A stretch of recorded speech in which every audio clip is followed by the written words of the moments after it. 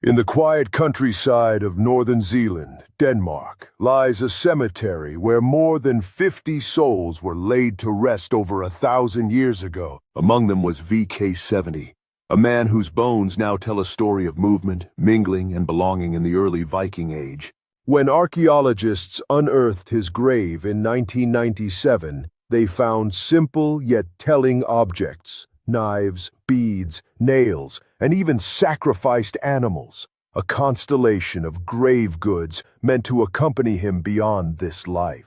These items placed VK70 squarely in the late Germanic to early Viking Age, around 700 to 1000 CE, a time when Denmark was beginning to look outward, sending ships, warriors, and traders across Europe. But who was VK70? DNA pulled from his tooth revealed what the skeleton could not. He was genetically male with a story etched deep into his blood. Modern analysis showed that VK70 wasn't pure Scandinavian. In fact, about half his ancestry traced back to the British Isles, while the other half was distinctly Scandinavian, mostly Swedish with a bit of Danish. His paternal lineage, marked by the Y-DNA haplogroup I1, rooted him in Scandinavia, connecting him to the deep Norse male lines of his homeland. His maternal DNA, H7D4, hinted at a more distant origin, one perhaps across the North Sea. VK70 was, in every sense, a child of two worlds. Yet in life, VK70 was a Dane. Strontium isotope analysis from his tooth enamel, a chemical snapshot of where he spent his childhood, told researchers he grew up right there in Zealand. This was no itinerant raider buried far from home, no war captive brought back in chains. VK70 was born and raised in Denmark, his foreign bloodline integrated generations earlier.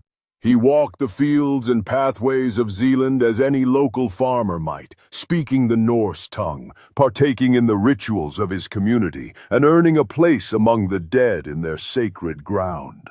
What did life look like for him?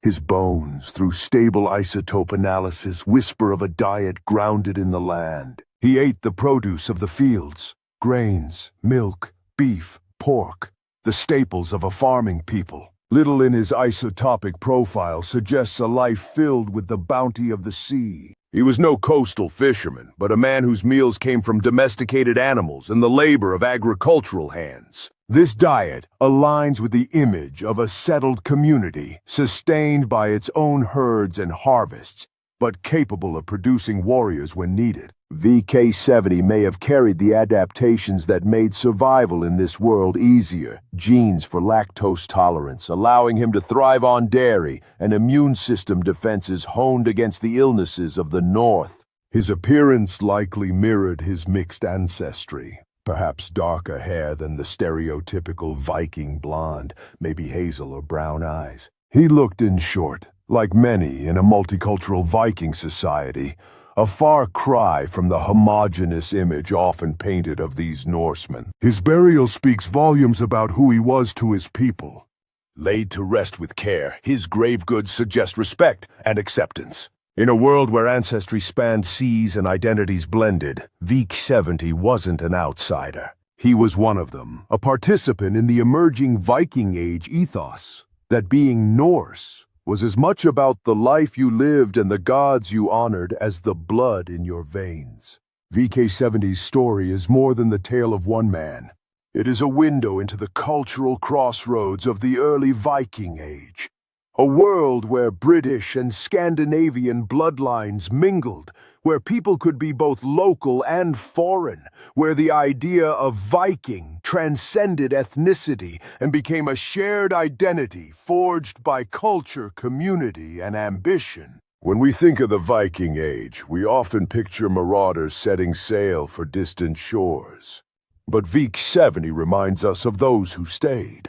The farmers, the community members, the locally born descendants of far-off ancestors who anchored this restless society. He was a man of Zealand, carrying the legacy of two worlds, living and dying as a Dane in the heart of the Viking Age.